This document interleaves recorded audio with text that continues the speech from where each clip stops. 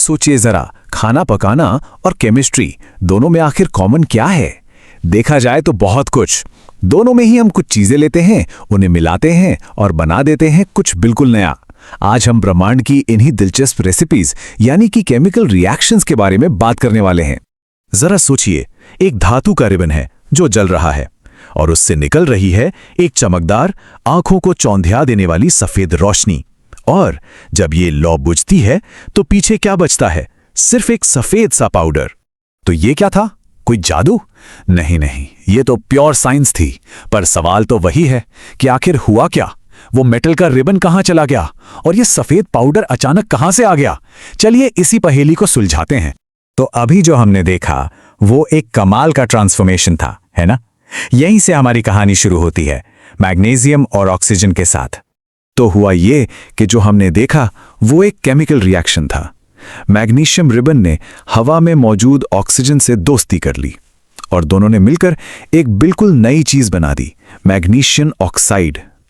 तो पुरानी चीजें गायब नहीं हुई, बस उन्होंने अपना रूप बदल लिया। एक नया पकवान तैयार हो गया।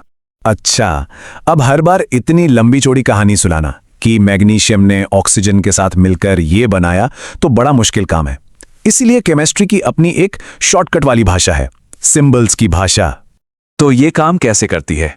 देखिए, हम शुरू कर सकते हैं एक पूरी कहानी से, फिर उसे छोटा करके एक सिंपल वर्ड इक्वेशन बना सकते हैं और आखिर में एलिमेंट्स के सिंबल्स का इस्तेमाल करके हम पहुंचते हैं स्केलेटल केमिकल इक्वेशन तक। कितना आसान और सटीक तरीका है ना अपनी बात कहने का। इस भाषा के समझिए दो मेन हिस्से हैं। तीर के बाईं तरफ होते हैं रिएक्टेंट्स यानी हमारी रेसिपी की शुरुआती सामग्री, और तीर के दाईं तरफ होते हैं प्रोडक्ट्स यानी वो फाइनल डिश जो बनकर तैयार हुई। तो हमारा equation Mg + O2 to MgO दिखने में तो बड़ा सीधा साधा है, छोटा भी है, पर क्या ये पूरी तरह से सही है? क्या हम कुछ भूल रहे हैं? कुछ तो गड़बड़ है। और यहीं पे साइंस का एक बहुत बड़ा एक फंडामेंटल नियम आता है, एक ऐसा नियम जो हर केमिकल रिएक्शन पर लागू होता है। और यही नियम हमें बताता है कि हमारी रेसिपी में एक छोटी सी गड़बड़ है। ये नियम है law of conservation of mass. आसान भाषा में कहें तो किसी भी केमिकल रिएक्शन में एटम्स को न तो बनाया जा सकता है न ही मिटा सकते हैं, वो बस अपनी जगह बदलते हैं, रीअरेंज होते हैं। मतलब जितने एटम्स के साथ रिएक्शन शुरू हुआ उतने ही आखिर में भी होने चाहिए। अब जब हम अपने मैग्नीशियम वाले इक्वेशन में एटम्स को गिनते हैं तो एक प्रॉब्लम दिखती है। देखिए, शुरू में हमारे पास ऑक्सीजन के 2 एटम थे, लेकिन प्रोडक्ट में सिर्फ एक ही है। एक ऑक्सीजन एटम गायब। ये तो सीधे सीधे उस बड़े नियम को तोड़ रहा है। तो इसका मतलब ये हुआ कि एक अनबैलेंस्ड इक्वेशन एक रफ ड्राफ्ट की तरह है। आइडिया तो सही है, पर उसमें सुधार की गुंजाइश है, उसे एडिट करने की जरूरत है, और इसी एडिटिंग प्रोसेस को हम कहते हैं बैलेंसिंग द इक्वेशन। तो चलिए अब इस एडिटिंग का काम सीखते हैं। हम एक थोड़ा और कॉम्प्लेक्स उदाहरण लेंगे, लोहे का रिएक्शन भाप के साथ, और इसे बैलेंस करने के लिए हिट एंड ट्रायल मेथड का इस्तेमाल करेंगे। ये रहा हमारा नया challenge, Fe + H2O gives Fe3O4 + H2O। पहली नजर में ही साफ दिख रहा है कि ये बैलेंस्ड नहीं है, एटम्स की गिनती दोनों तरफ बराबर नहीं है। ओके, तो इसे स्टेप बाय स्टेप बैलेंस करते हैं। सबसे पहले ऑक्सीजन को पकड़ते हैं। प्रोडक्ट साइड में 4 ऑक्सीजन है, तो रिएक्टेंट साइड में H2O के आगे हम 4 लगा देते हैं। अब हाइड्रोजन गड़बड़ा गया है ना, इधर 8 हो गए, तो कोई बात नहीं, प्रोडक्ट साइड में H2 के आगे भी 4 लगा देते हैं। अब हाइड्रोजन भी बराबर, बचा क्या? आयरन। प्रोडक्ट में 3 आयरन है, तो रिएक्टेंट साइड में Fe के आगे 3 लगा देते हैं। हो गया। और ये देखिए हमारा फाइनल परफेक्टली बैलेंस्ड इक्वेशन। अब जरा गिनती करके देखिए, 3 आयरन, 8 हाइड्रोजन, 4 ऑक्सीजन, दोनों तरफ सब कुछ बराबर। अब हमारी ये रेसिपी बिल्कुल सही है और साइंस के नियम के हिसाब से है। पर ये सब सिर्फ लैब की बातें नहीं हैं। केमिकल रिएक्शंस तो हर जगह, हर पल हमारे चारों ओर हो रहे हैं।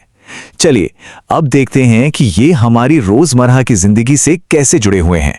एक बहुत ही कॉमन टाइप का रिएक्शन है कॉम्बिनेशन रिएक्शन। जैसा कि नाम से ही पता चल रहा है, इसमें 2 या ज्यादा चीजें जुड़कर एक अकेली चीज बनाती हैं। इसका एक क्लासिक उदाहरण है जब चूने में पानी मिलाया जाता है। ये दोनों मिलकर बुझा हुआ चूना बनाते हैं और इस प्रोसेस में जबरदस्त गर्मी निकलती है।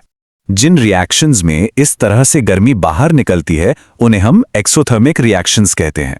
कभी अगर चूने में पानी मिलाते हुए देखा हो तो वो जो बीकर गर्म हो जाता है वो इसी वजह से होता है। और यहीं पर एक और मजेदार बात है, इसी भुजे हुए चूने से जब दीवारों पर सफेदी होती है तो वो हवा की कार्बन डाइऑक्साइड से धीरे धीरे रिएक्ट करता है और दीवार पर एक चमकदार मजबूत परत बन जाती है कैल्शियम कार्बोनेट की। और जानते हैं ये क्या है? ये वही केमिकल है जिससे संगमरमर यानी कि मार्बल बना होता है ना कमाल की बात? सच तो ये है कि हमारा शरीर खुद केमिकल रिएक्शंस का एक पावर हाउस है। हम जो सांस लेते हैं वो भी एक एक्सोथर्मिक रिएक्शन है जिसमें ग्लूकोज और ऑक्सीजन मिलकर हमें एनर्जी देते हैं। खाना पचाना हो या फिर बगीचे में पड़ी सब्जियों का खाद बनना, ये सब केमिस्ट्री का ही तो खेल है। तो बात सिर्फ सिंबल्स और इक्वेशंस रटने की नहीं है, वो तो बस एक भाषा है। असली साइंस तो इन इक्वेशंस के पीछे छिपी कहानी को समझने में है, ये जानने में है कि ये हमें अपने आसपास की दुनिया के बारे में क्या सिखाते हैं। तो अगली बार जब सांस लें या किचन में कुछ पकता हुआ देखें या किसी दीवार पर हुई ताज़ा सफेदी को देखें तो एक पल के लिए जरूर सोचिएगा, क्योंकि अब हम जानते हैं कि इन सब चीज़ों के पीछे एक केमिकल कहानी चल रही है। सवाल यह है कि हमारे आसपास ऐसी और कितनी केमिकल कहानियां हैं जो खोजे जाने का इंतजार कर रही हैं।